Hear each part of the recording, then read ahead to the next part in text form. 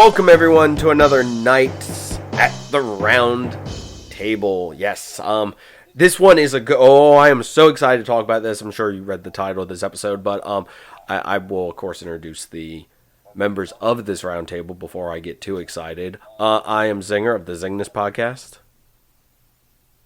Every week, I'm Derek. I'm waiting for my introduction. I was too. I love it. I'll introduce as we get going. I'm Zinger. Dead silence. Waiting for my introduction, sucker. All right, fine. I got this. We've got Derek Hayes from Monsters Among Us. Say hi. Hello, gentlemen. How are you doing? We are doing great. I'm assuming David Floor from Blurry Photos is doing well too. Oh, I'm here. You betcha. You betcha. I did the thing. We are done with that. This pick was mine, and it is the Norwegian film Troll Hunter. Oh man, I love this movie, and I cannot wait for the two of you to tear it apart and make me feel terrible about my decisions in life. I love this movie. I've talked about this movie multiple times in my own podcast, and I cannot wait to get your guys' opinions, talk about it some more, because I am daring to say this is in my top 10 movies. Like, overall top 10 movies. I love this movie. I think it is amazing, and like I said, I want to get your guys' opinion. I want to talk about this, so that's my very hot out of the gate take. So what did you guys think? I'm gonna go with Derek, since apparently we need to announce who's going next. Well, that helps. Well, when you picked this movie, I was thinking, Justin, come on, dude. This movie's awesome. Why are you picking a good movie for this? I know it's going to be a boring episode. I found this movie when it first came out. Weirdly enough, the office I was working in, I believe we took a meeting with the director or a producer of this, one way or another. So everybody in the office ended up watching this film, and man, it was just amazing. The special effects, the visual effects, I should say, didn't age that well, honestly, but that might be my only complaint about the entire film. I loved it. I'll dissect it later on. I'll let David get his word in, but this is a really good found footage film. It's a really good fantasy horror film. I'll put it that way. Mm-hmm. Mm-hmm. I kept hearing it described as dark comedy, and there's some comedic aspects to it, but yeah, I'm with you. It's much more of kind of a fantasy horror, and folktale movie, and I think this is probably, maybe I'm forgetting some, but this might be the best one we have reviewed yet. I watched it back in the day and loved it, and it still stands up as one of the best films, especially to portray a region's folklore and do it in a modern setting. Yeah. Justin, why don't you go ahead and give us a synopsis of the film real quick, just so everyone's up to speed with what's actually going on, and then we'll kind of tear into the plot and the performances and all that stuff. I can definitely do that. I didn't want to be so bold to say this is the best one we picked. I mean, it might be a close second, because first place is obviously taken by the Meg, so I mean everything else is just second place to that movie. Not many kids getting yeeted out of the doors in this movie, but we'll let that pass. I do have a question for Flora later that is pertinent to the Meg discussion, and I want to know his opinion in this movie on that. But as for the plot for this movie is a group of college students of course the overall plot is this is found footage. I'm using big quotation fingers everywhere. This is a found footage. Like, this footage was found. There's no explanation, and we are just watching basically everything that these investigators are able to find. And there's really no explanation to what happened to anyone involved in this. But going from that, it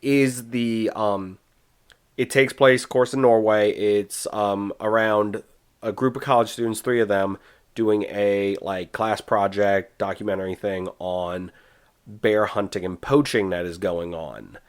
And as they begin, and that basically is like less than 2 minutes of the film is them talking about that. But then they get on to this one gentleman that is like an outcast even among the bear hunters named Hans, and they start following him.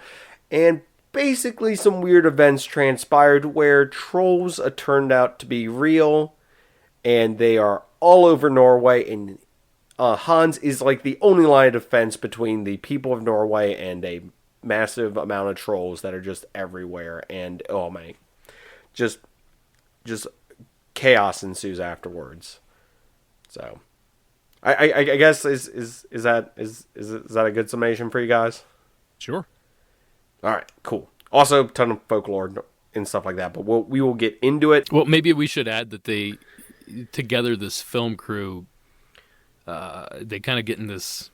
What do you want to describe this Mad Max style vehicle that he drives all over Norway with? Oh my gosh! I mean, I'd assume that maybe all vehicles in Norway just look like this. No, Hans is it's a Land Rover, isn't it? Range Rover, Land Rover, if it's not, something. it sure looks like it. Yeah, something like that. It is a larger SUV that basically is equipped with a ton of UV lights on the top, and then near the end of the movie gets like supercharged with like spikes and metal, and it does look like something that's from the Mad Max movies where he has to go on and take on a giant troll with this and the UV lights, and just oh my gosh, it is ridiculous.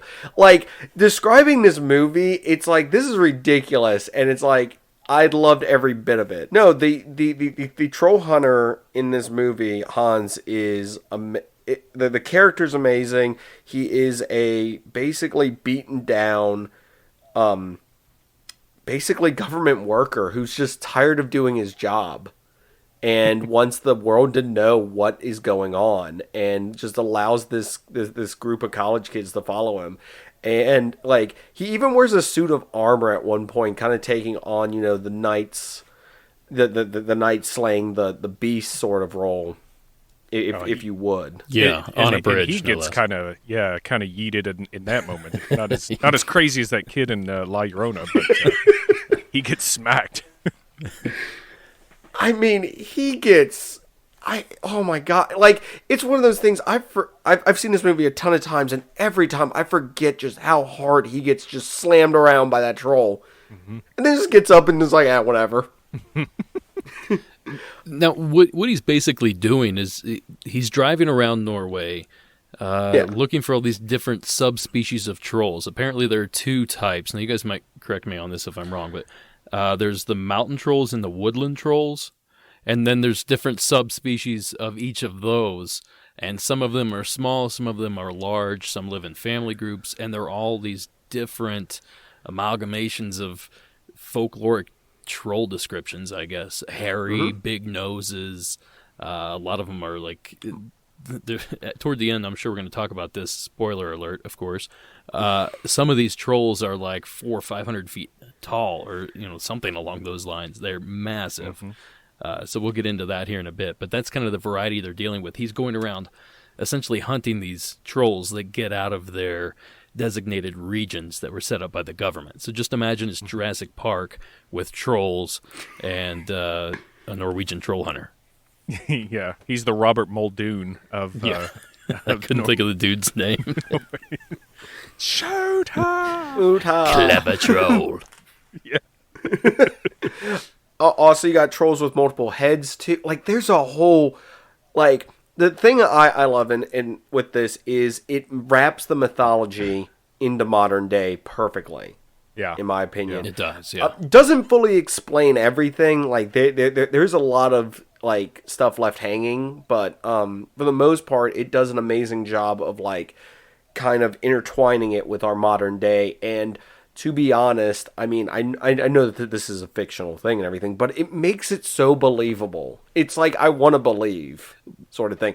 I want a t-shirt, but instead of the UFO, it's got a troll on it.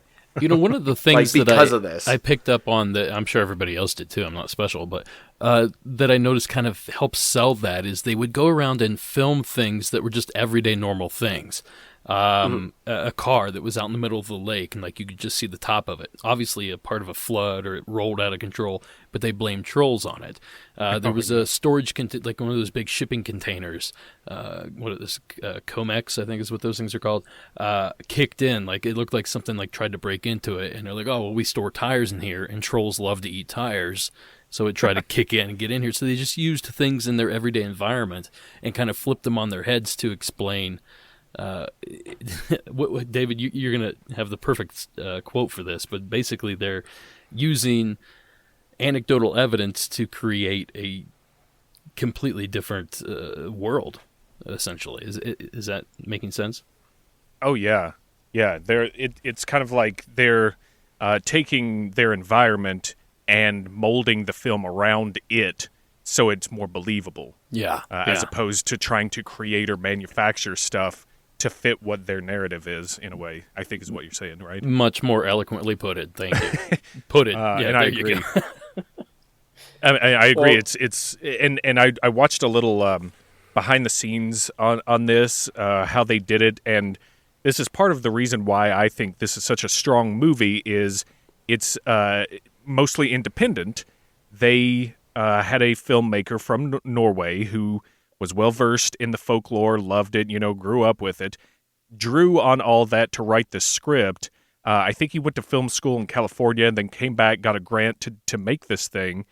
And so the budget was super small, and they used it perfectly in this. And not only did they get the CGI looking good enough to be believable in settings and that stuff, what he wanted to do was go through Norway, shoot the actual scenery, which is gorgeous, and make sure that, everything they said they were doing and where they were at matched up with what the film, what they filmed at the time, because they knew if they were to say, we're at, point A in Norway looking for this troll, and they were somewhere in point M, that Norwegians would be like, what are you doing? That's not where that is in Norway. This is stupid.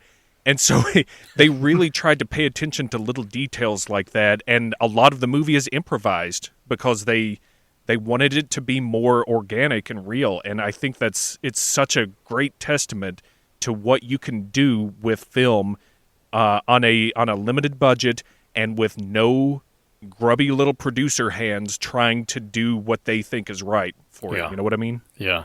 Just to point out, I had a $3.5 million budget, which is nothing. Super low. That's absolutely nothing for a film like this. I mean, they're on location the entire time. I couldn't even tell you how many minutes of special effects footage they needed. I'd say probably upwards of 10 minutes of it. That's super expensive. And it wasn't terribly done. What's the movie now? Almost 12 years old, something like that. It came out 10 actually, 10 11. Yeah. The special effects, they hold up decently for that kind of money. Once you see that that's the budget they spent, you kind of dismiss a lot of the questionable CGI. And I need to point out, it wasn't questionable when we watched this 10 years ago. It's only questionable now, looking back. And it's still not terrible. It's not terrible. Maybe I've got rose-tinted glasses, but I'm like, I feel it holds. I mean, yes, I know that stuff's gotten better now, but I'm like, I feel like compared to maybe some other stuff around the time, and also just seeing just some other stuff that's come out since then, it holds up in my opinion. I mean, yes, a lot of it's in the dark, and that does hide a lot of the stuff, but it's like I think they did a great job with it, and the whole shooting on location, everything's really cool because I know that this is something that probably, I don't know if a lot of people know. I know Derek will probably immediately be like, yeah, you're correct on that. Most of the time, stuff is shot in like Vancouver or Toronto, and it's like, oh, it's New York City. Like they use like different places to claim it's somewhere else. Yeah, for a lot of American movies. Yeah, I can't speak for Norwegian films, but yeah, here they do that a lot. Yeah, but if that's the case with this, where they shot on location because they knew people would be like, oh man, that I know exactly where that is. That's really cool. And everything. Well, again, the budgetary restraints pretty much force them to shoot this way, and this genre of film and the story itself plays really well into that. it's just kind of a perfect storm of all these little things. Yeah. And once again, in my opinion, one of the best found footage. I don't know. I feel like I feel yes, this is one of the best ones. There's apparently a UFO one that came out recently, or like some Roswell related one that's apparently pretty good. I haven't seen it though. Yeah, I'm not familiar with that one. That's in the same vein as like the found footage like thing. There are literally hundreds of terrible found footage horror films. UFO, Bigfoot, Ghost, you name it. It's represented somewhere. The Blair Witch. I was actually working on one at one time before I was in the podcasting game. I was trying to be a film writer, and I wrote a story. It was called Kukui, which is El Kukui is the boogeyman in Spanish, and essentially it was like a band of near-human vampires that lived on the border, and they would basically prey on people that were coming across the border, and that was how some of the disappearances were explained because of these vampires, and it was sort of the same idea. There was an investigative crew trying to figure out where these people were going, and they kind of stumble upon like an old. It's not a church. What are the? Oh man. Missions. Thank you. Yes, they stumble upon an old mission, and it's just filled with vampires, and like the tombs underneath are just filled with vampires. Obviously, it didn't go anywhere, but when you're, at least in my experience when I was writing this, I was using the environment to my benefit, and they did this perfectly. And I probably watched Troll Hunter as preparation for writing that, and picked up on that. It's been so long I couldn't tell you if that was factual or not, but. Just the way they use their environment, like we said before, I absolutely love the way they did it, and it's inspirational. Mm-hmm. I know that there's one part that I really like. It didn't show this, but it was talking about like where Hans was going over like reports and stuff, and how he like finds out Hans where trolls is the troll hunter, by the way. Yes. Hans is a troll hunter, and he was talking about how a bridge went out. And it shows, like, he did a sketch of what he thinks happened. It was a troll walking through the fjord, body of water, and hit the bridge with its head and took it out. Oh, yeah. And everything. Bonked his head, that was what he said. Yeah. Yeah, and that was really cool in the sense of, like, how he goes through and picks up newspapers and stuff and looks for these oddities and everything to try to track where trolls are and everything, which is really cool. And, of course, he has traps set up all over Norway. And I didn't catch this until, and I've watched this several times, and for some reason this time I caught this. He's the only troll hunter in Norway. Yeah. Which I was like, like I said, I've seen this dozens of times, and for some reason I never caught that he was the only one in Norway, which is even more shocking that they don't like have more people out. Especially with the like more giant ones we see later, which to jump ahead and spoil real quick, Flora, was the troll big enough for you, or did you need a bigger one? They got there. Okay, good. There's a good one there at the end. Cool. Like I said, I do want to ask you guys. I know we could talk about the story, stuff like that, but I wanted to ask you, what was your favorite troll in the movie? Ooh. Yeah. I don't know what they're called. There's all kinds of crazy names, and I can't even think of a single one of them. I'm skimming my notes here, see if I wrote anything down. I have a bad habit of knowing all of them. Rufflepuff and stuff. What are the names, if you know them, Justin? Just name a few of them. Just so... There's like the Mountain King. The Ringlefinch is, I think, the three-headed one in the beginning. And then the Mountain Kings are the ones that are like the hairy ones with the big noses that eat the one guy, or attack the Christian guy. You should point that fact out. That's pretty important as well. If I wanted to discuss that with you guys to see what your opinion was on that. In a second. Okay. And then there's the Jotun is the biggest one, if I remember correctly. I'm partial to the three-headed and the Jotun, I think. Both of those are pretty cool. I like the one that was under the bridge. I think it was atmospheric for me. Was that the Ringlefinch? Sure. Gosh, it's one of those things where it's all blending together for me now, where I'm like trying to... You have a clearer picture than any of us, so sure. I just like the image of the troll under the bridge. They're feeding this thing sheep, trying to get it to come out. Oh, when it does finally goats. come out, it's missing. Yep. Or yeah, the goat. I didn't even pick up on that. Aha! Oh man, the symbolism, the synchronicity, even. There was just something about the imagery of that I really liked. The troll had one arm; it was missing an arm. I like that touch as well. So that was probably my favorite troll. Floor? Yeah, no, I like the 3-headed one, and I like the Jotun at the end. And a lot of the design of these trolls, I heard someone say once that they thought that the trolls weren't scary enough, and I'm like, screw you. Like, these things are what they are, and they're scary because they can pick you up and bite your head off. Like, how much scarier you don't need, like, fangs and red eyes and slobbering and stuff. These things look straight from a children's illustrated book on Norwegian fairy tales. You know what I mean? And I With think the that big was a big inspiration for the design for the trolls, wasn't it? Absolutely, yeah. Absolutely. So I thought that was, and that's a great homage to the folklore and that culture to do it that way. I thought it was spot on the way they designed them and how they looked, and the fear factor comes from what they're capable of, you know? Yeah, yeah.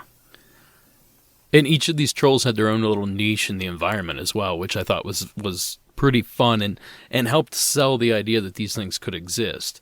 They made a point to explain what they ate. It was just reproduction. They touched on that a little bit. They tried to answer all the questions. Like, if you asked a question while you're watching this, I mean, I'm trying to think of an example. Maybe like, how did people not know about the trolls? Well, the guy had an answer for that. The government has this program that he's part of that helps hide them. Like, he had an answer for everything. And I feel like all those little details really help sell this world and really help you feel like you belong in it and that you're part of it. And when I watched the film, this is like the 4th time I've seen the film, and I still felt that way. Like, I forgot I was reading subtitles. All this stuff went away. I'm just in the world with these trolls and this troll hunter. It's a great film. I just keep circling back to it, but every little detail they did just makes it that much better. Yeah. Everything serves the other thing. Yeah. I hate picking a good movie for doing these roundtables because I know people like us tearing them apart, but every now and then it is nice to clean the palette and get a good movie. And it's always weird because, like, Zingness, since we do movie discussions and stuff like that, it's always hard to talk about a good movie. Because I mean, you just sit there. It's a good movie, but it's like this is so good, and it's one of those things I want more people to be able to find this and watch it because I'm like, I feel like this is something that's so unique and such its own thing, and it was done so well, and I feel like it's just I know that there was supposed to be a follow up to this, or a American remake of it. Both of those have fallen through, and I'm kind of almost glad.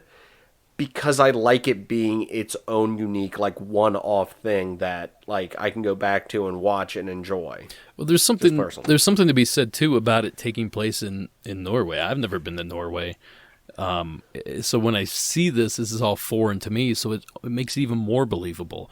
Hell, for all I know, there could be trolls in Norway. I mean, I don't really think there are, but I've never been there. It makes it believable. It does. It really helps sell that. And when you make an American version of that, you take that element away. A perfect example of that is Let the Right One In, which, I can't remember which country that was from originally, something Norwegian. It had that element. There was a language barrier. It was subtitled. The relationship with the kid and the boy, I really didn't understand. It's just a grandfather. It took half the film to develop all this stuff. But the American version... I just understood too much. And when you understand too much, you fill in the blanks in your own mind, and that world just isn't as mysterious as it once was. Mm-hmm. They'll absolutely ruin it if they try to make an American version of this. It would just be stupid. And my feeling on it is, if you're going to do that, just give the dude enough money to make a second one. You know, do it. Yeah. Let him do it his way. It's successful. It didn't actually open up in the box offices over here, like you might get with some other movies, but it went straight to DVD and streaming. And I think if it had opened up in box office, it would have been even more successful. Yeah. But its domestic opening was $5,585 in Norway. I believe that's the U.S. Or here. I believe that's the U.S. And that's because they didn't put it in theaters, right? No, Like I'm sure it was limited to one theater contractually or something. They do that all the time. A lot of our terrible films were contractually obligated to be released in theaters through the main production company we're working with. And to get around that, they would open it in one or two theaters in like New York, L.A., or Chicago usually. Yeah. Well, see, Justin, you were worried about talking about a good movie. I think that's when we focus on like what all went into it to make it good, which like I said was the limited producing that was done on it, and therefore they had more creativity to you get more creative when you have less at your disposal, if that makes sense. Yeah, it does. And you have to innovate. Yeah, you have to. If you want to get you have to like. You rely on your imagination and creativity more than your pocketbook. Yep. Yeah, exactly. And thank you. Well, you said it better than I was about full to. Circle. So. David fixed me and helped me out earlier. I would just pay it forward. It's Justin's turn to fix what I'm saying. Yes.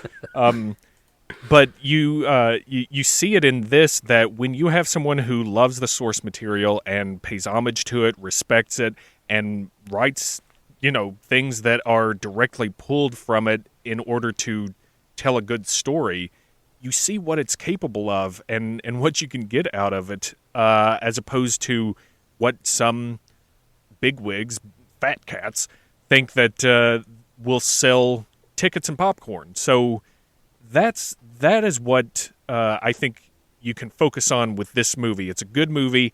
Here's how they did it. And one other thing I want to bring up, because I was, like I said, watching the behind the scenes. They had the, I don't know if it was the Prime Minister of Norway, or I forget what they said, or the President of Norway, I believe. Is it the President? So yeah, he was given a press conference and was talking about like renewable energy or something off the coast, and they had an island named Troll, and this filmmaker took this guy's press conference and kind of spliced it up a little bit to make it seem like he admitted that there was a troll problem in Norway. Yeah, because that's how it ends. Yeah, they end the film that way. It's so good. That's really cool. I didn't know that's how they did that. David brought up something that might be a little fun to dissect here. If they did redo this film or remake this film, an American version, and let's say they shot for the moon, a $200 million budget, summer man, I'll learn to talk eventually, a summer tentpole film, who's in it, who directs, where does it take place? What are your guesses on how bad it's going to be? Is Tom Cruise going to be in it? Oh, if they made it an American. Yeah. How over the top would they go with this? Okay, so I was going with it being good, and maybe like Guillermo del Toro was like. So you're going with this is just a summer blockbuster. Well, if we're gonna make assumptions and we're gonna play make believe, let's shoot for the moon. Let's go for the worst possible version of this. And I think the more money you throw at something like this, the worse it's gonna be. Yeah. And so let's start with $200 million. What kind of director? They had Chris Columbus was originally on board to direct this, which is a very odd choice. What? Well, what's Michael Bay up to these days? Oh boy. Hey, the trolls do explode if exposed to light, so there you go. I'll start and say my thought was Christopher Nolan. He has connections to the area. I'm not real sure which country Nolan's from. I can't remember. Some Norwegian country again. I'm an American, so I don't have to know other countries. Isn't that what everybody says? That's what they teach us. Yeah, that's what they teach us. Yeah. I can name every single state and their capitals, all the cities, but you take me out of the country, I'm like, it's a blue one. So yeah.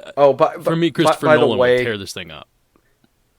United Kingdom for Nolan. Oh, okay. Well, that was close. European at least.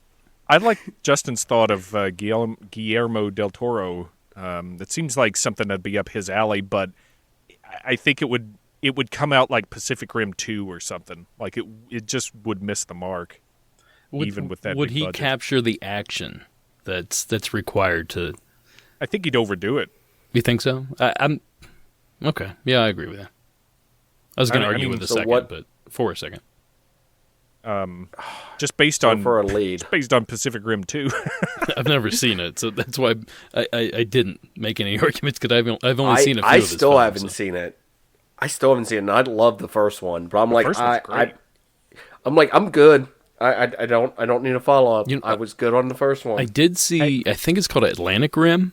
And it's like a really terrible knockoff. It's on Mystery Science Theater 3000 or something. I remember watching that late one night. I guess I did too if I watched Mystery Science Theater 3000. So yeah, it's a current by film. proxy, I've watched it. All right, I'm going to throw out a lead actor here. You guys tell me with this super budget and stuff, and you know how it would be released in the United States. What do you think? As Troll Hans. Hunter? Okay. As the Troll Hunter, Hans. Okay. Ryan Reynolds. Well, the guy that plays Hans is apparently a big, I think, comedic actor or something, or more of a comedian, and he plays it straight in this movie. Mm-hmm. So, going with that, that's a good choice. I just can't see Ryan Reynolds. Yeah, I disagree with you, I can't really either. It just seems to me that would be something they would do to screw this up. See, it's Liam Neeson is the obvious choice here. I was going to say Vin Diesel. Once again, Michael Bay directing. See, we're all designing completely different films here. Good grief. That's like I'm trying to ruin this movie. I think I would make the lead I think his name was Thomas in the film. He was the main interviewer, the college student. I think I would make him one of the main characters. Probably, and there'll end up being some sort of love interest between him and Johanna, which was the sound girl. Other things he would throw in there that would just be ridiculous. It would take place all over the world. It wouldn't just take place in one little place. Like, you can't confine this kind of thing. Like, they're busting out of the ground or coming out of the ocean or something along those lines. Like, we have to travel everywhere to slow these down. That's if they were smart, they'd save that for the sequel. But yeah, I know what you mean. Like Tremors, where there's like 15 Tremor movies. Some trolls fly now. Yeah, they got cars. They fly. They got sonar. We didn't touch on this, Justin, and I really want to talk about it. The fact that early on, Hans, the troll hunter, he looks at all the kids, the documentary crew, and he makes sure none of them are Christian. Like, it's an important thing. None of you are Christian whatsoever. And, of course, they all agree. And, of course, we find out later that one of the idiots was, and he lied about it, and the troll ate him. So that's what we were teasing about a little bit ago. The troll hunter asked throughout the film, are you sure you're not Christian? Somebody here's got to be Christian. And then he would kind of forget about it for a while, and then it would come back up in a really terrible time. Does anybody know is there folklore behind that? Or where did that come from? Yeah, I mean... Fee, fi, fo, fum, I smell the blood of a Christian man. But that's... Is that how that goes? That's Giants that's more, English. But... I smell the blood of an Englishman. That's what I thought. I thought it was a Christian man. I mean, I always heard Englishman, too. I think they may have mentioned something like that in... Or maybe my brain connected it that way and switched it out. But yeah, I'd always heard Englishman, and it's the same idea, just they switched it with Christian in this. So yeah, maybe there may be a link to this after Christianity spread through Scandinavia, because that happened in, what was it, the 11th century or something? They started in there.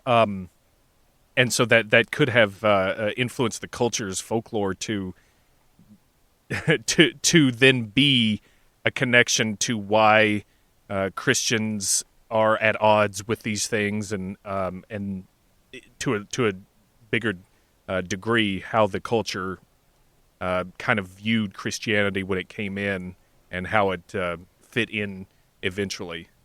If any of that makes sense. It does. And to kind of help you out a little bit, according to Wikipedia, which we all know is a viable resource, donate today. There are only there's a small fraction of Norwegians that consider themselves religious. So maybe that has some sort of local significance. Maybe it's like could be something along those lines. Not an inside joke, but like folklore, piece of folklore over there, I guess what I should say. I'm going with Flora's things. I swear I remember somewhere hearing that was something that they were go on about, was the whole like, oh, trolls can smell Christians and everything to try during like a conversion time for that country and everything. So yeah, I definitely am thinking along the same lines as Flora with that. But like I said, that FIFA, I swear that I thought it was a Christian man, but it might be somewhere. One of the listeners is screaming at us. Screaming, yeah, just screaming. You idiots!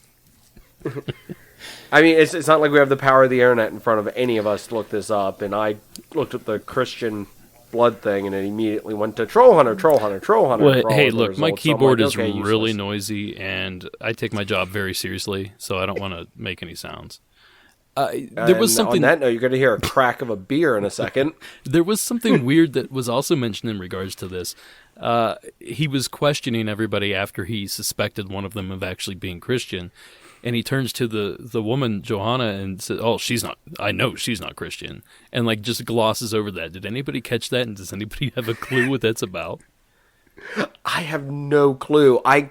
It's one of those things to where since I actually own this on Blu-ray, I have the ability to watch the dub of this, and it's in the dub too. Oh, really? Like I'll watch this. Yeah, it's in there too, and I think she responds in the dub going, "What's that supposed to mean?"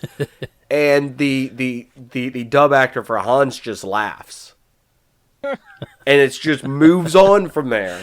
I'm telling you, there's something going on there. I caught that. I'm like, I don't know what that's about, but I'm going to figure it out. There's something funny there. I guess that maybe is like the one little ad-lib that actor got in as like a joke, maybe. I don't know. It is weird because that's brought up.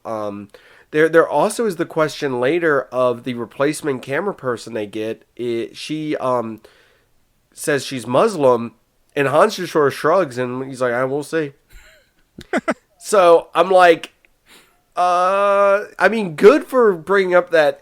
It brings up a very interesting question, but never really answers it, too.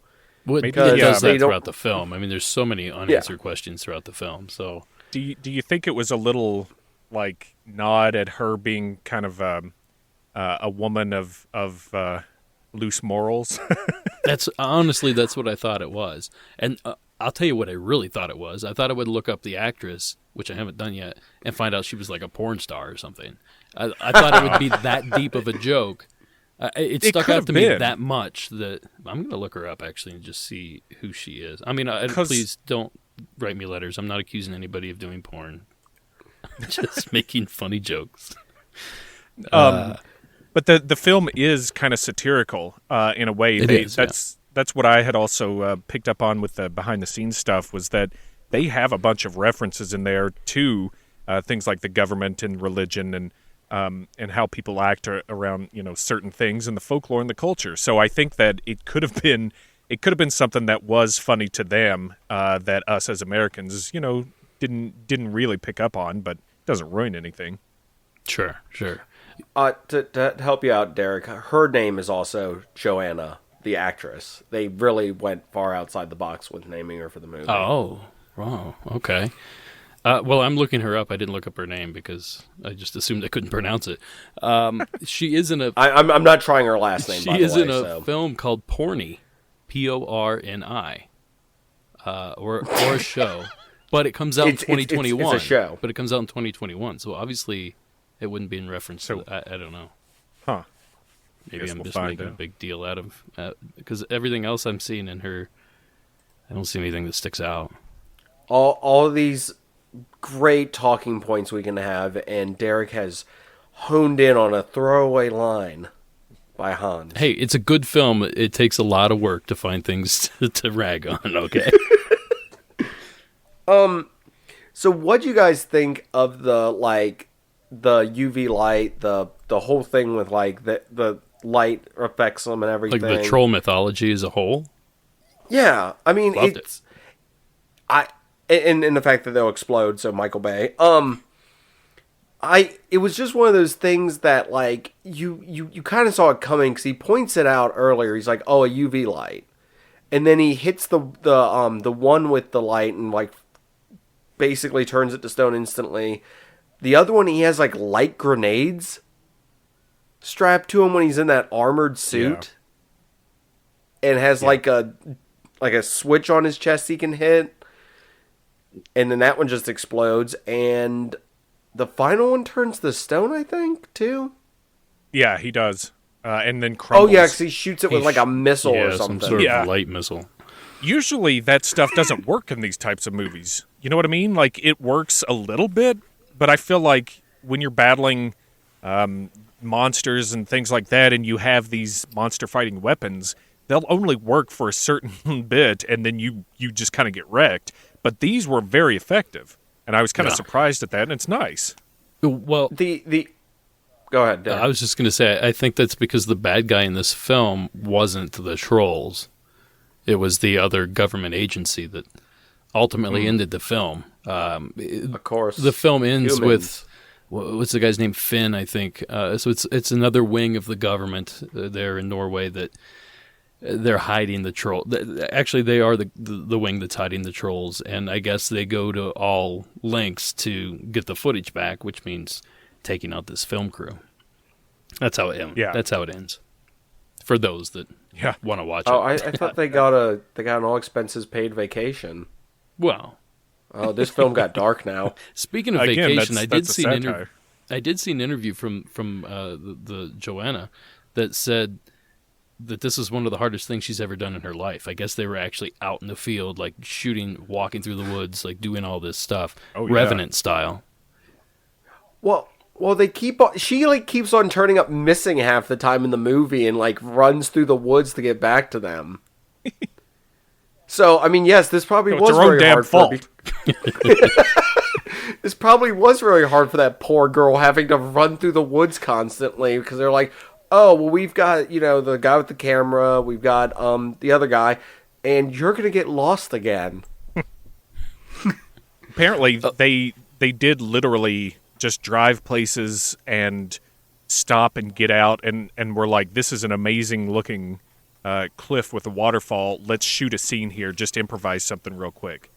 And that's how they did. And, it's cold. It's cold in Norway. And that's not an easy thing to do, as we found out, David, when we were trying absolutely. to shoot that promo. We're like, we'll just go out and shoot something. And we go out there and like, okay, now what do we do?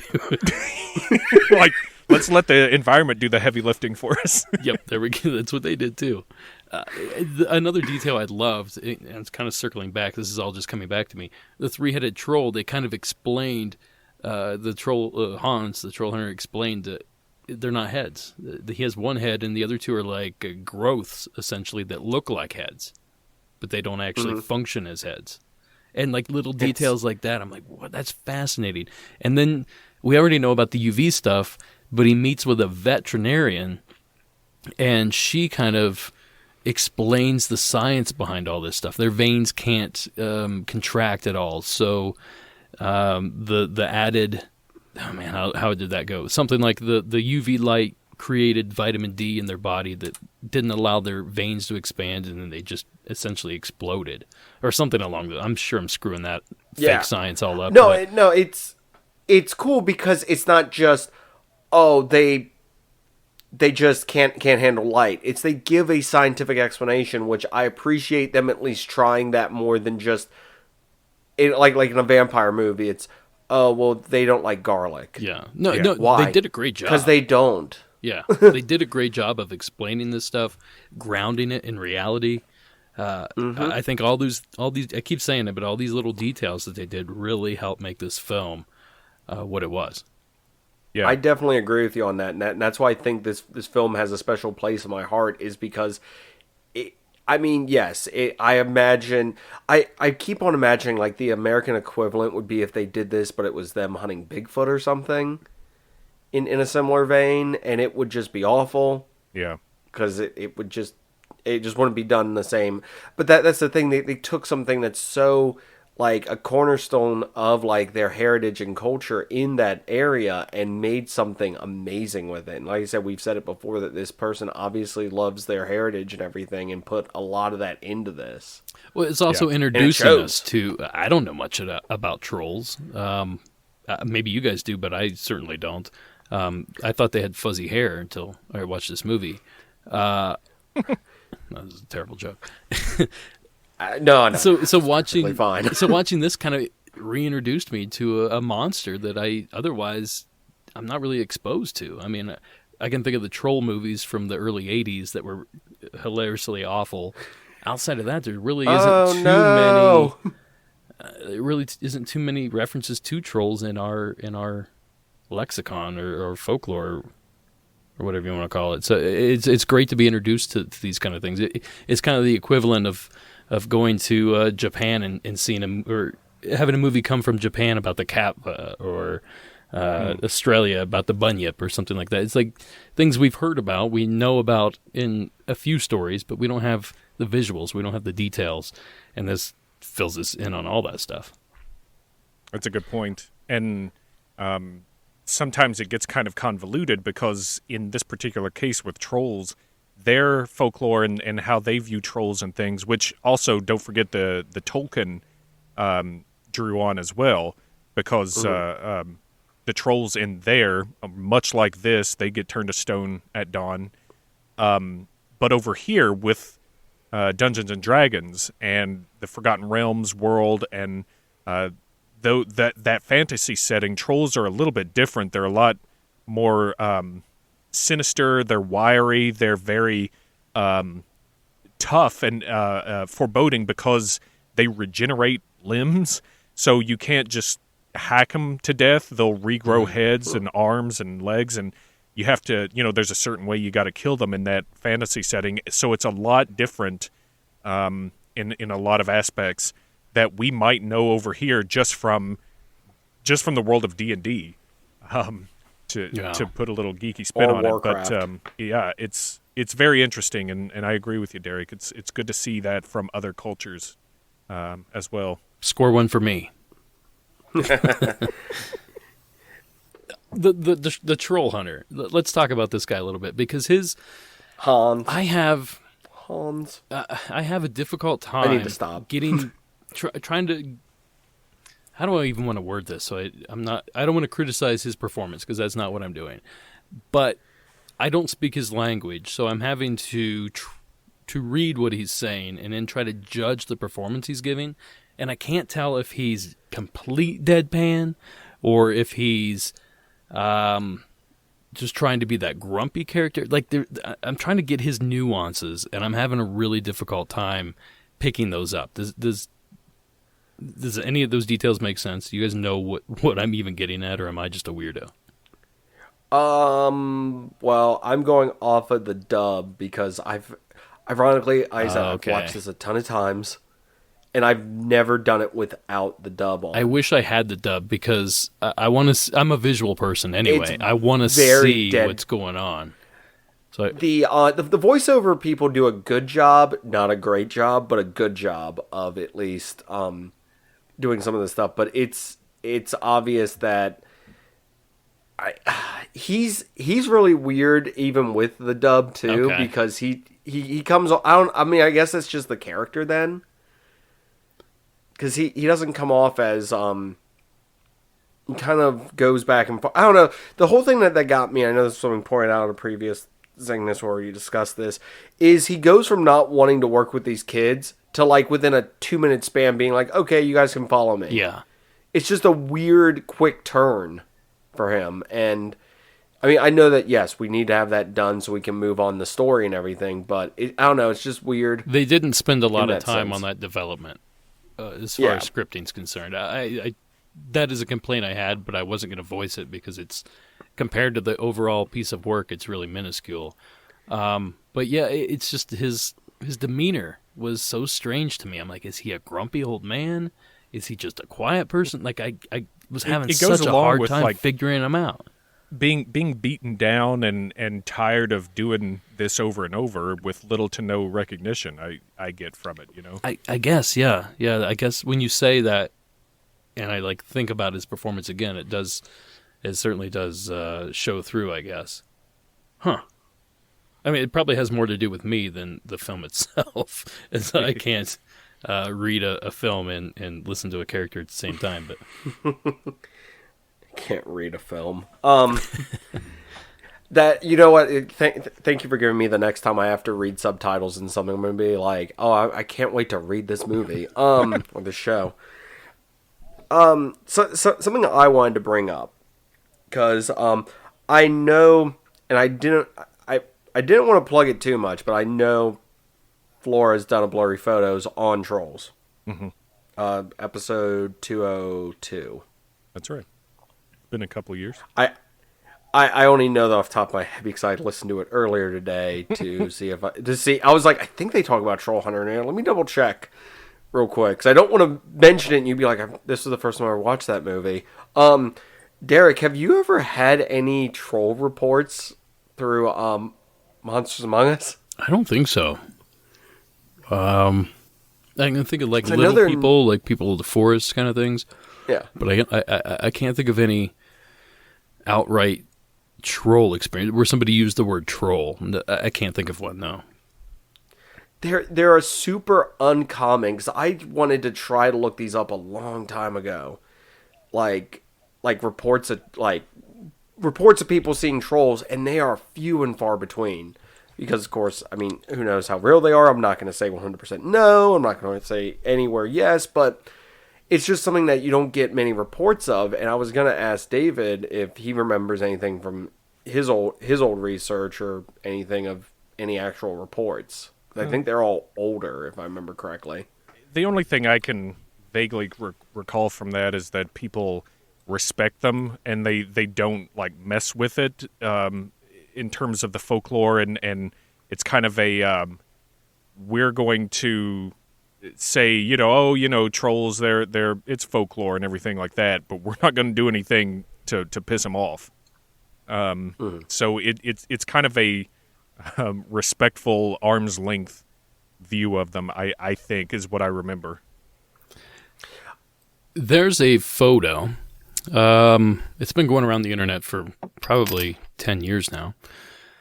I brought the photo up, and this is a little caption underneath it. This strange photograph has been claimed to show a great Norwegian mountain troll.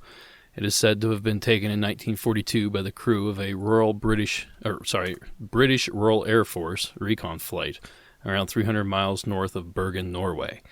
Now, it's a black and white image. If you guys just if you Google 1942 Royal Air Force troll, you'll see the picture.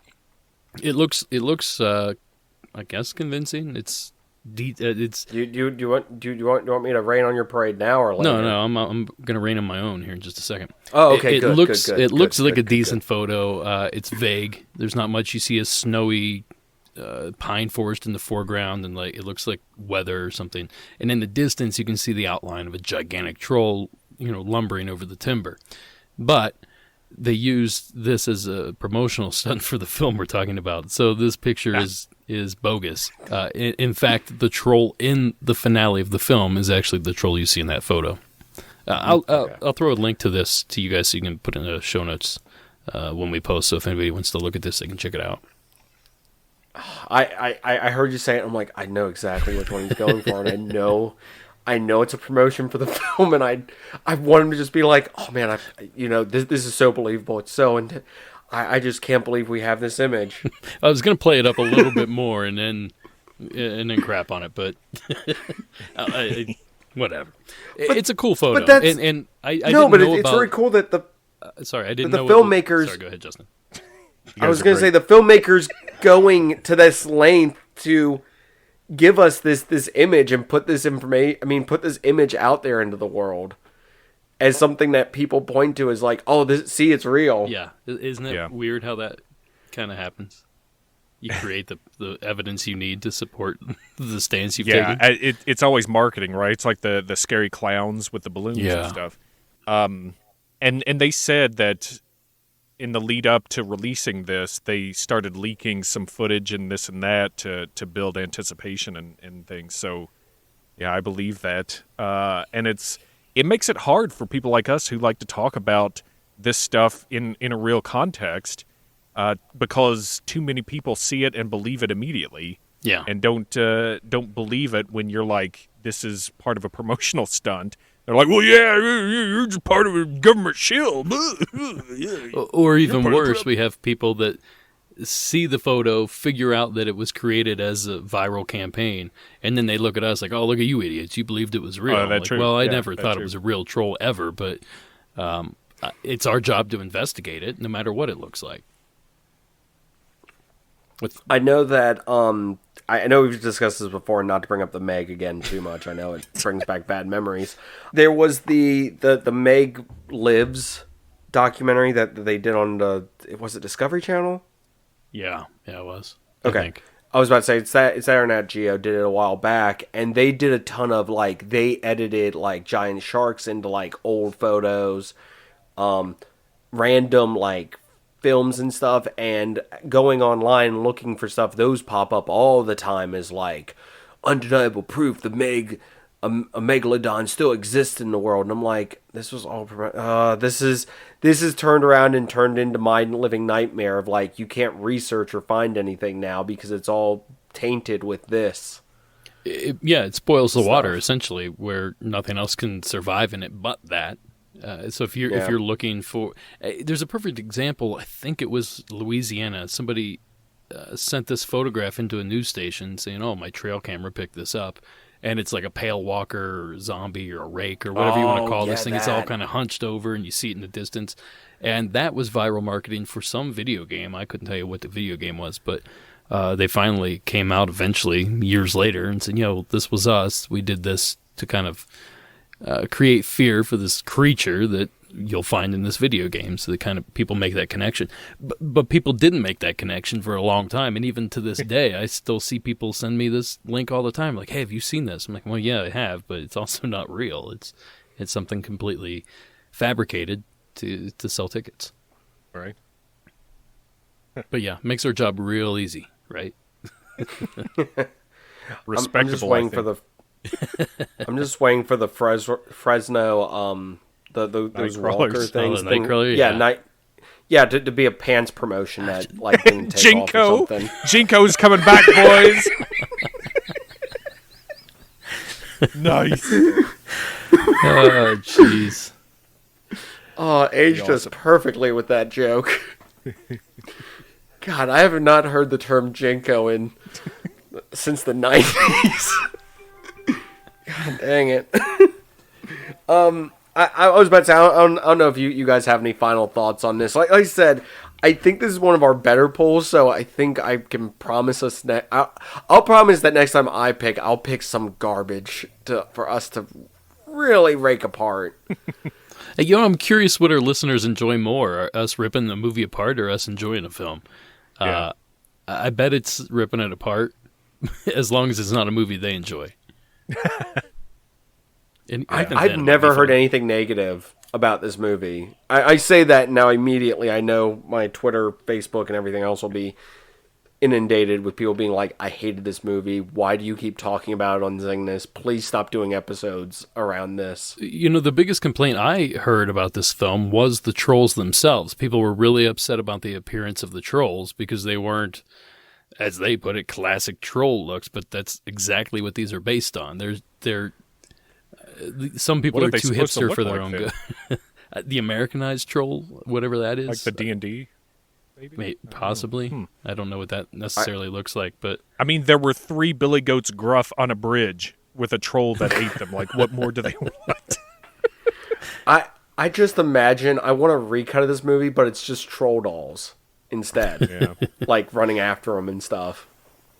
Just crappily cut and pasted, coming after them. Since I guess that's what people want instead. I don't know. Well, I think my final thoughts on this, I think it is, it's a triumph because it just goes to show exactly what you can do with limited resources and a creative mind and imagination. And when you don't have people in higher up positions that are messing with stuff, and it really serves the culture and serves the folklore, and everything is done so well with what they had to work with. And I really appreciate that they used the environment so much, wanted to capture that and mold the story around that, and also that they improvised a lot of it while still working within that framework of the folklore. I think that's very impressive, and that's I think my favorite part of the film itself. I'm going to piggyback on that. The director and writer, and I'm probably going to butcher his name, but I'm going to give it a shot because he deserves it. Andre Avdral, I think is maybe how you say that. Avdral? Something. Ovredal. Anyway, he had a vision. He had an idea. Executed the idea perfectly. He executed the story very well. And visually, I mean, this movie's incredible looking. And to do all that with the budget he has is damn near magic. So I highly recommend anyone that is even vaguely interested in cryptozoology, monsters, folklore, horror, found footage, check this movie out. You're going to have to read subtitles, but trust me, after about 20 minutes, it just flies by. You don't even think about it. It's worth the watch. And like I said, this is the fourth time I've probably seen this film, so that says a lot. I don't watch a lot of movies anymore. So the fact that I would sit down and say this is enjoyable after a fourth time, it's pretty telling. It's a good movie. Yeah. Justin, you still there? Wake up, Justin. No. He's too busy watching the Meg. Yeah. No, I mean this movie I found it, like I said, years ago, and I watch it like probably once a year. I want to say I just really enjoy it because I'm like it's great. I love it and everything, and I highly recommend this. Like it's one of those things that like I wish there was an American equivalent to this, but as pointed out, apparently Hollywood can't keep the producers, stuff like that. I just feel like you can't have that like right now. I don't think this could be created here. I think this is environmental, and it just it wouldn't be the same. It's so atmospheric that it has to take place in that location with those actors, with local people. You just couldn't pull it off with a different crew. Not to the same effect that this film has anyway. Yeah. Until the remake of it, directed by Michael Bay, starring Vin Diesel, comes out and blows us all away.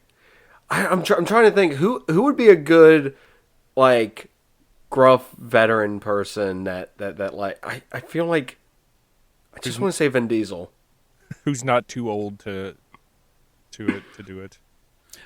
Like Harrison Ford would be good, but I think he's too old. Oh, way too old. No, Harrison Ford would just be angry the entire time.